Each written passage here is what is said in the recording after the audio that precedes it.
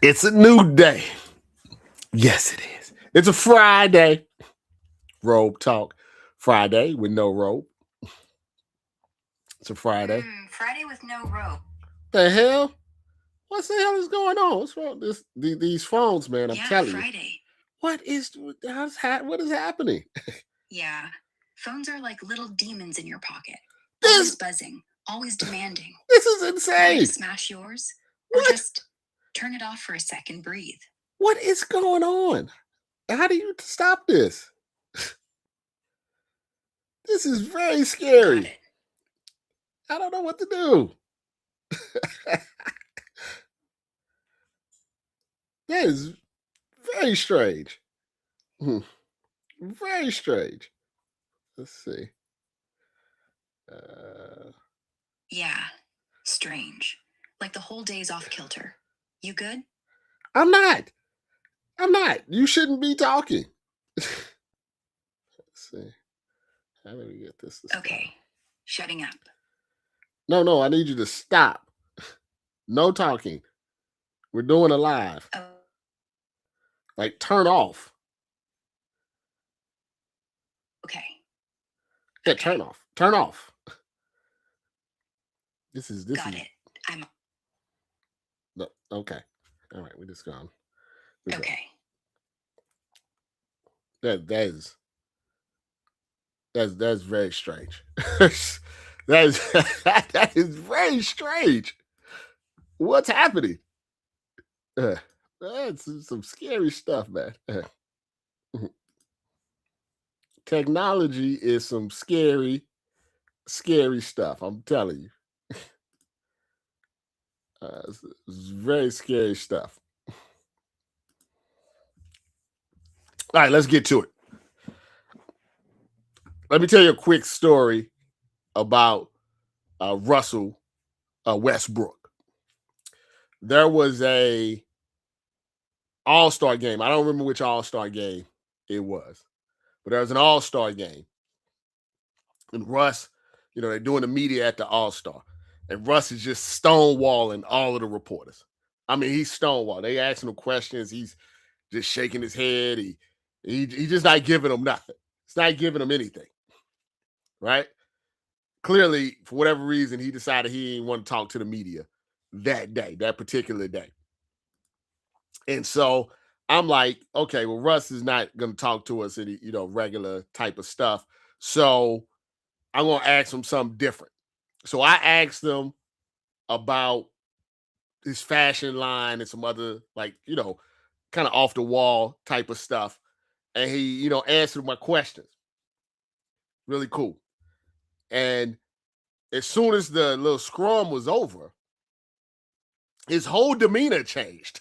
I mean, he went from, the regular Russ that you see at these press conferences to egregious Russ, like he just was very happy and go lucky and talking to everybody and being friendly and talking to the kids and all of this other stuff. The nicest person you can ever see. And I remember I was walking, next to him, not next to him, but in the general vicinity. And I just had to ask him, I said, hey Russ, it's like, two different people, going on here. Like, why, you a super friendly guy. Everybody likes you, and everything, what is it about the media that you don't want to deal with us? And he was like, looked me dead in my eye and said, you niggas are fake. You niggas are fake. And I never forget it. I was like, well, I mean, what else can you do? What can you say? It's I understand, the media has a job. We have a job. The athletes have a job. They don't necessarily coincide together. It is our job to give opinions and to give what we think is what's going on with teams and athletes and situations. We give them on podcasts, we give them on social media, we give them on our websites. That's our job. That's what we do. But you have to stand on what you say. This is a very, very specific problem for media. You have to stand on it, what you say. Because if you don't stand on what you say, I mean, I just got to be honest with you. You look like a pussy. If you say something online, if you say something in your articles, you say something on your podcast, and you get confronted about it, you have to stand on it. Your voice can't be cracking. It can't be getting all high. They was the King's media were talking in falsetto.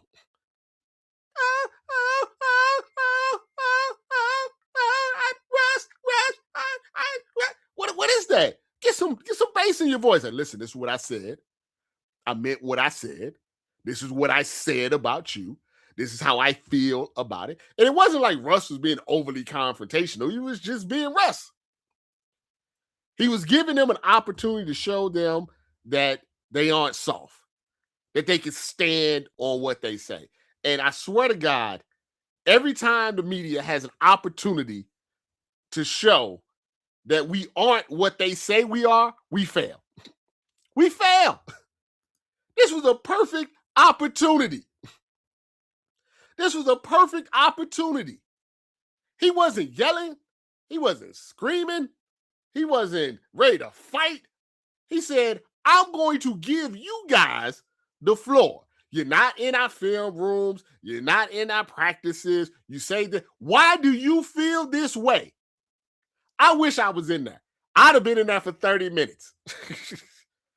I'd have been, because this is gold. This is your opportunity. You're a Sacramento Kings beat reporter. If you do this the right way, you're going to be on every national. Pat McAfee's going to have you on. If you just sit there and stand on it. I don't know what they've said about Russ. I don't know what they've said about the team. But whatever it is, the team's pretty bad. So I'm pretty sure there's evidence to back it up. You sit there, you get some bass in your voice. You say, listen, Russ, I feel that because you guys are tanking, because that's what you're doing, I feel like the younger players should get more minutes than veterans like you. Just stand on it. He's not going to fight you. He's not going to get up out the seat and clothesline you. Voice cracking and stuff. What's the matter with you guys? What's wrong with you guys? And oh my God, this grinds my gears. This grinds my gears so much. I woke up, it pissed me off in the morning. It pissed me off on a Friday. An athlete looks you dead in the eye, points his finger at you and say, yeah, you. Tell me, you talking all this stuff, you're writing all this stuff. Tell me why. Tell me why you think this is it. Talk to me like a human being. Talk to me like a human being. One-on-one. Let's have a discussion. And then as soon as it's over, as soon as Russ leaves the podium, I don't even think he had 3 steps out of the podium. You on Twitter saying, oh my God, I'm going to address this on my podcast. And you go home in your car, you get to your crib at 2 a.m. and record this podcast. This 30-minute hour podcast saying all of this stuff. You could have said this stuff in the press conference and then went to sleep. You didn't have to stay up to 2 a.m. getting your microphone ready, putting your makeup on. You didn't have to write your script. You could have said everything that you said in the podcast, everything, to this man's face and had a nice discussion about it. You could have had a great discussion about it. But you ran to Twitter. Oh, I'm going to discuss everything. Listen to me now. Everything that the media tries to say that they hate about Skip Bayless, that they hate about Stephen A. Smith, that they hate about hot take media. They all do it. They all do it. Okay? They all do it. They don't want to admit it, but they all do it. They're scared of confrontation. They're scared to have a real man-to-man discussion. And they run to their podcast, they run to the Twitter, they run to TikTok or whatever be express themselves, but they don't express themselves man to man. And I think, I don't know, maybe it's just where I grew up. And you just couldn't get away with that type of stuff where I come from. You had to stand on your business, or you was gonna get beat up, bullied. I'm not opposed to some bullying, to be honest with you. Maybe we need a little more bullying to expose people. It got to toughen you up. It got to toughen. And Nick Hamilton makes a good point. He said the reporters are scared of the PR people may revoke their credentials. Yeah, it's ridiculous because these media folks are softer than Doctors Cotton. But here's the thing. I want you to look at it like this. If Russ asks you to speak, and you speak like a reporter, an intelligent reporter with facts, and you have a respectful back and forth, and they try to revoke your credentials, who's going to be the hero in this story? You are. You're going to be famous. They can't do that. They can't revoke your credentials because he asked you to talk to him. If they did that, the NBA would step in. Adam Silver would step in. Once again, you would be on every show in America. Everybody will want to talk to you. Today, if the Kings media had any balls, today, one of them, any of them, Friday would have been the best day. Today would have been the best day of their lives. You know why? Because they would have stood on business, and every national media outlet would have wanted to talk to that reporter today. Tell me about this conversation you had with Russ. That was an amazing conversation you had with Russ. We need more media people like you that stand on business. They would have been on, that would have made their career, but they nutted up. They nutted up. And you know why? You know why they nutted up? You know why? The number one thing, and I've been telling you this for years. I've been telling you this for years and years and years and years and years and years. Media people have no type of actual people skills.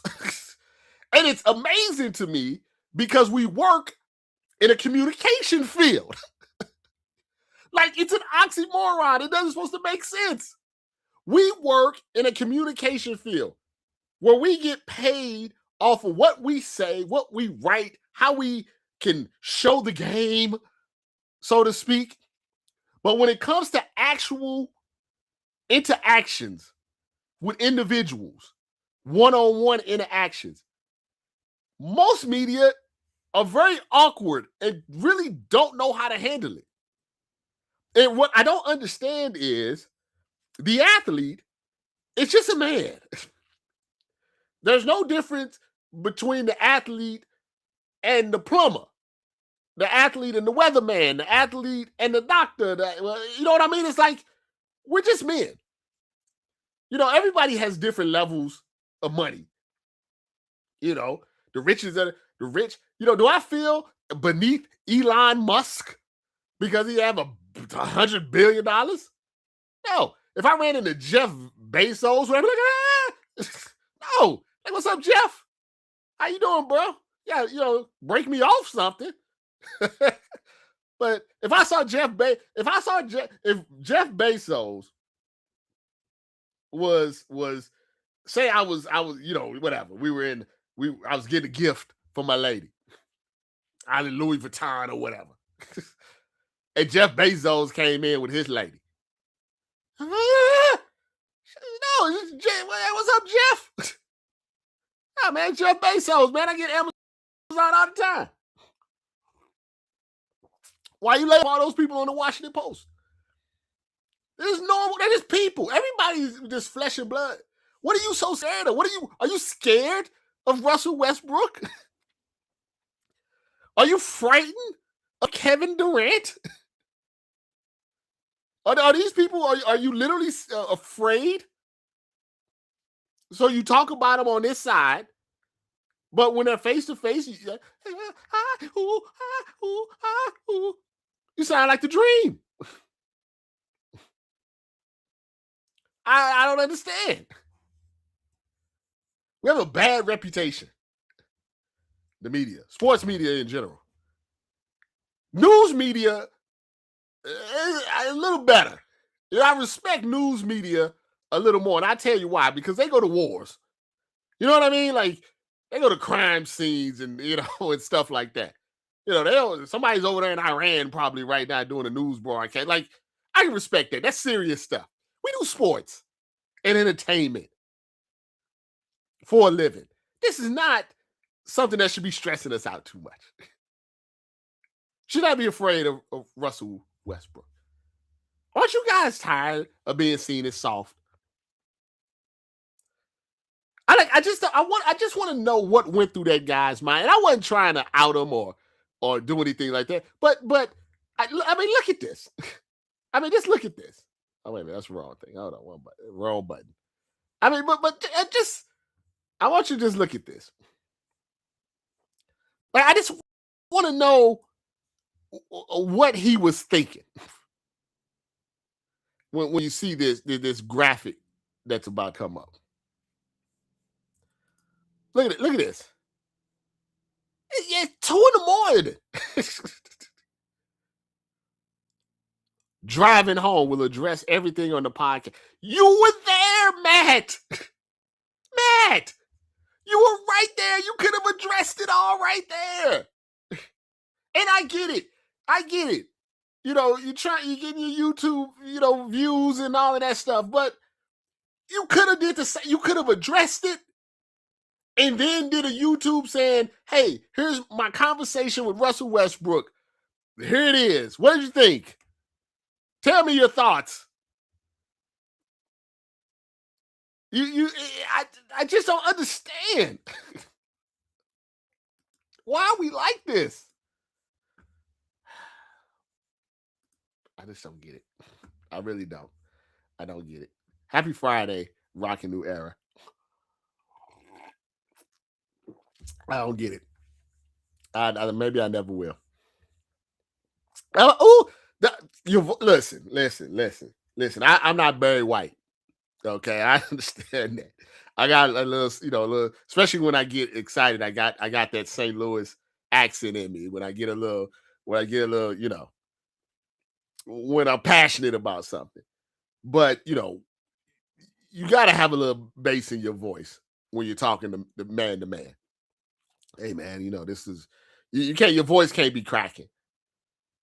You can't. You're a grown man, man. Your voice can't be cracking. Yeah, I mean, these are not. Look, you're right. A lot of. I'm gonna get to that in a second because I'm gonna show you possibly the worst tweet of all time. Not the worst, but it's pretty bad. But social media has messed up this generation as far as their communication. It's messed it up. It's really messed up their communication. And I don't know if there's a way to get back on track with that. And I'm gonna show a tweet in a second to really specify, that. Your voice can't be cracking. And the thing that got me was it was so smooth by Russ. Like, clearly he had a plan. That's right. So, clearly he had a plan when he came in. He was gonna, he was gonna say what he was gonna say, and he was gonna say what he was gonna say. But he was like, I think he knew that they were gonna fold. he knew they were going to fold. So when he gave them the floor, they just was shocked. It's like the rabbit and the gun. It's no fun when the rabbit has the gun. There's no fun. There's no fun when the rabbit has the gun. And it's a situation once again where the media has shown out. And let me tell you what's wrong with society. I want you to look at this tweet. Granted, not the worst tweet of all time, but it's pretty bad.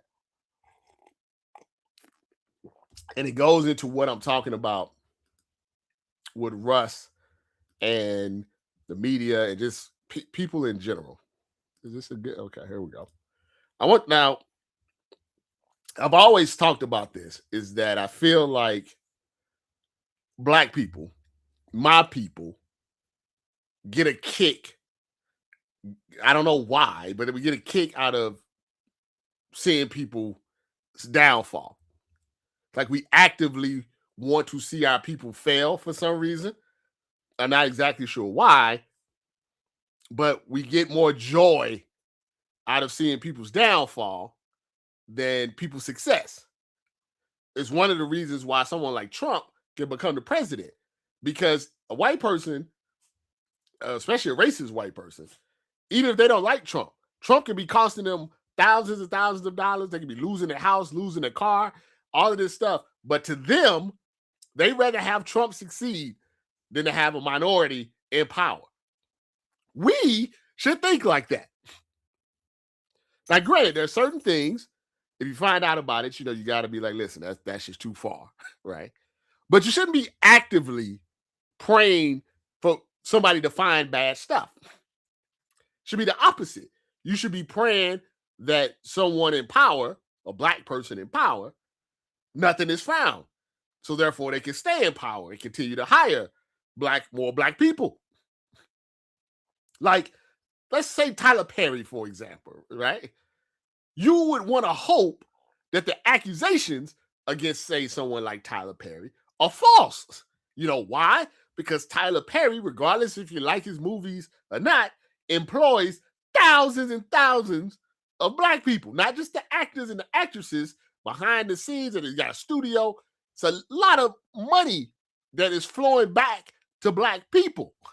So you should be like, I pray that this is not true. I don't want this to be true, because it's not going to hurt Tyler Perry so much, because Tyler Perry has like $1 billion.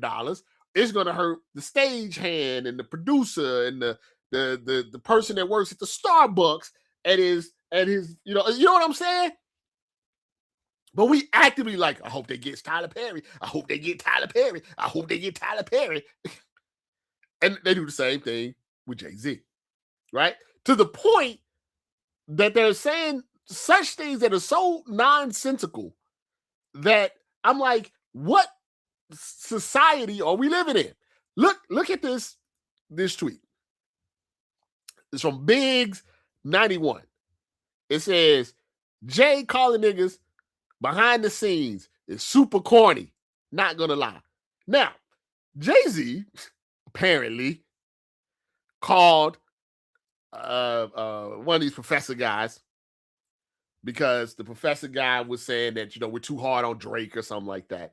And, we shouldn't be so hard on Drake and Kendrick Lamar, whatever. Drake, whatever. Jay called the guy and was like, I disagree with you. And they had a long conversation about it or whatever. The professor, not Jay, the professor told the stories. Hey, man, Jay called me. He was like, nah, man, this. And individuals are saying, first off, you can't call somebody in front of the scenes. Let's put it like that. People are saying it's corny to physically call somebody and have a conversation with them. This is how twisted social media has gotten us. If I pick up the phone and I got an issue with you guys, with some whatever, and I say, hey, man, I had an issue with you, blah, blah, blah, this and this, and we talk it out man to man, and I don't tell nobody, because it's just a conversation between you and me that nobody's supposed to know about. And I decided I don't want it on TikTok. I don't want it on social media. I'm a man. We're talking man to man. And this is what we're doing. I have no intentions of making it public. And I'm the corny one. Because I didn't go on the stream and talk about it. Shut up, Marcus. I didn't go on the stop, Marcus. I didn't go on TikTok to talk about it. I didn't go on The View and talk about it. I didn't go on Twitter and say, "Ooh, look at this conversation. Look at these DMs. Look at this." I'm the corny one. This is where we're at as a society. Talking man to man to somebody is corny to social media niggas. Just think about that just logically. Imagine you had an issue with someone and you went up to them at an event or whatever. And let me tell you, this happened to me multiple times. So I'm not just talking out my ass. And you and that person have a conversation about it. Maybe you come to a conclusion, maybe you don't. But you have a conversation about it. You talk man to man about it. Maybe you don't agree. Maybe you still hate each other after the fact. Maybe you shake hands and you become boys. Whatever the case, you have that conversation man to man. You go on your way, he go on his way. And then he goes on social media and says, "Oh my God, I talked to Rob and Rob said this and Rob did that and we did that. And here's the thing. Here's my TikTok. Here's my podcast about it." And I'm the corny one? Come on, man. Come on. Is this where we're at? Is this where we're at? I guess this is where we're at. This is where we're at. We're at a day and time where a man can call another man to express his grievances privately. Then the other person decides to make it public. And the person that tried to keep it private, because, yeah, is the corny. That's how we see society. And we see it in a social media lens now. Everything has to be online. I never felt, I talk a lot, but there's certain things you just shouldn't be online. You have to keep some stuff to yourself. I try not to be a hater. Okay, I try not to hate on people that's making their money on the social medias, because God knows I've made money on social media.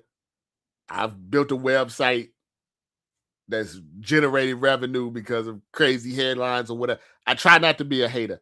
But when I see some of these videos and everything is just so performative, it's like you can't, just somebody eating a cheeseburger. It's just, they got to make a TikTok about it's probably a little old man, get off my lawn.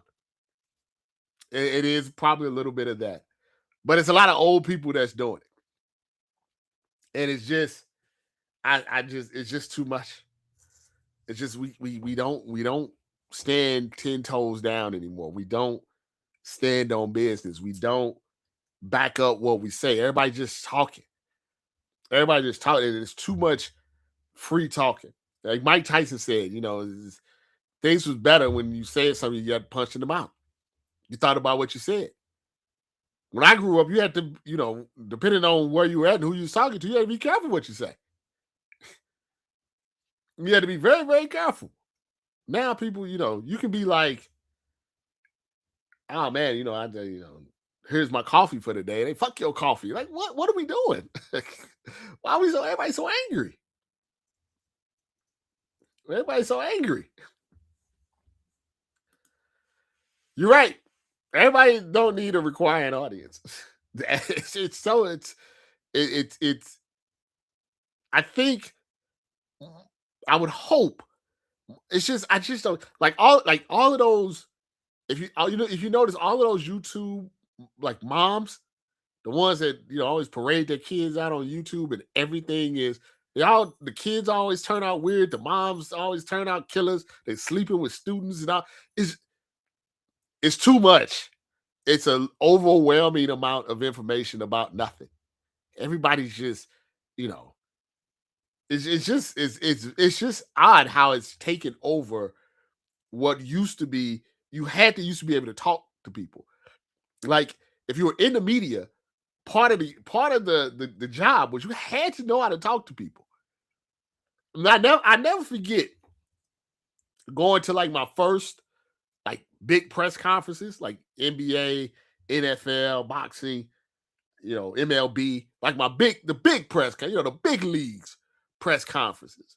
And I did what my journalism professor, he always stressed to us that it's much better to observe than to say something stupid.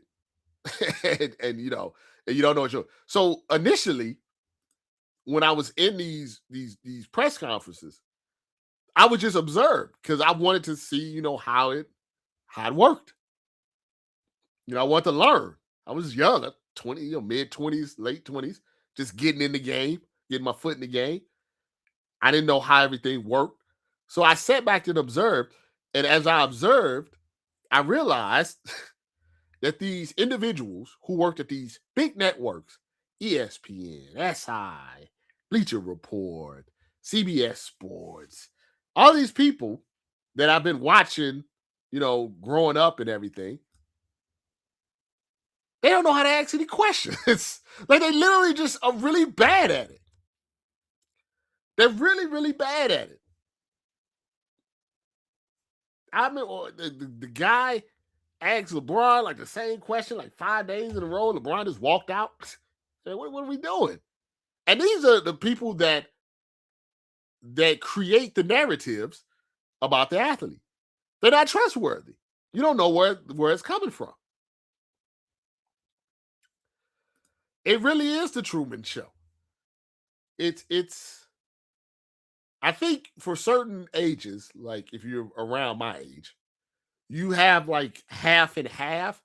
So you do remember what it was like before, but you're young enough to be fluent in what's happening now. And you can see the difference. You know what I mean? And I don't know if it's a good difference or not. So, yeah. I had to get that off my chest before I go enjoy my Friday. I appreciate all you guys coming on. And man, almost 500 people in right now. My goodness. Well, thank you so much. I really appreciate that. Everybody want to listen to me. But once again, if it's a media situation and an athlete, no falsetto. Get some bass in your voice. Hey, man, yeah. Bass in your voice. It's important. Stop being so soft. You guys be safe. Do not drink and drive on the weekend.